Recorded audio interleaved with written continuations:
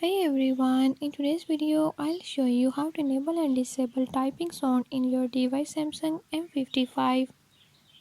In this video I'm going to tell you how to enable and disable it. But before we get started, don't forget to hit the subscribe button and turn on notifications. Make sure to watch complete video and learn how you can do it. Let's watch the video.